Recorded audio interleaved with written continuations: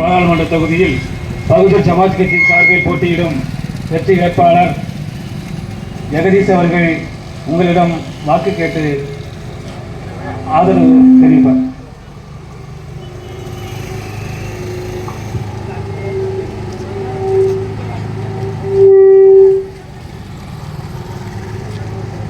நாகை மாவட்டத்தைச் சேர்ந்த சிக்கல் பகுதியைச் சேர்ந்த அனைத்து பொதுமக்களுக்கும் வணக்கம்.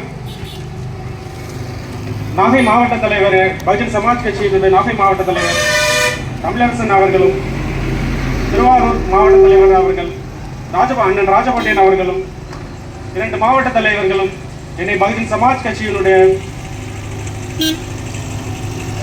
நாகை நாடாளுமன்ற வேட்பாளராக முன்மொழிந்து இன்று உங்கள் முன்னால் நாகை நாடாளுமன்றத்தினுடைய வேட்பாளராக நின்று கொண்டிருக்கிறேன். முதற்கண் அவர்கள் இருவருக்கும் எனது மனமார்ந்த நன்றி. நாகை நாடாளுமன்றத்தில் பகுஜன் சமாஜ் கட்சி போட்டியிடுகிறது. தமிழ்நாட்டிலேயே குறைந்த வேட்பாளர்கள் போட்டியிடுகிற தொகுதியாக நம்முடைய தொகுதி இன்னைக்கு இருக்குது. இந்தியா முழுக்க நம்ம தமிழ்ச்சி போட்டியிடுறோம். இந்தியா முழுக்க யானை சின்னம் 450க்கும் மேற்பட்ட தொகுதிகளில் போட்டியிடுது. ஆனால் இன்னைக்கு எடுத்துக்கிட்டீங்கன்னா நம்ம தமிழ்நாட்டில் 39 தொகுதிகளில் போட்டியிடுறோம். 39 தொகுதிகள்லையுமே இந்த தொகுதியில தான் மிக குறைந்த வேட்பாளர்கள் போட்டியிடுறோம். இந்த தொகுதியில ஜனநாயகத்தின் மீதான நம்பிக்கை குறைவா இருக்குதுன்னு அதற்கான அர்த்தம் கட்சிகள் தங்கள் மீதான நம்பிக்கையை இழந்துட்டாங்க. தங்கள் கொள்கையை சொல்லி ஓட்டுகளை சேகரிக்கிறதுக்கான திராணியற்ற இன்னைக்கு கட்சிகள் இருக்கிறாங்க. இன்னைக்கு உதயசூரியன் சின்னம் இந்த நாகை நாடாளுமன்ற தேர்தலில் நிக்கல. ஏன் நிக்கல? பல கட்சிகளை நீங்க எடுத்துக்கலாம். இன்னைக்கு பாட்டாளி மக்கள் கட்சி அதனுடைய சின்னம் மாம்பழ சின்னம்.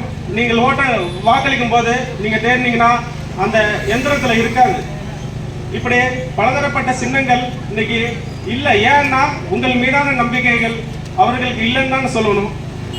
ஆனால் நான் சார்ந்திருக்கிற பகுஜன் சமாஜ் கட்சி என்னுடைய சின்னம் அந்த வாக்கு எந்திரத்தில் இருக்கும். என்னுடைய சின்னம், என்னுடைய தலைவர், என்னுடைய கட்சி என்ன நம்புது. யானை சின்னத்தில் வாக்களிக்கக்கூடிய வாக்காளர்களை நம்புது, பொதுமக்களை நம்புது.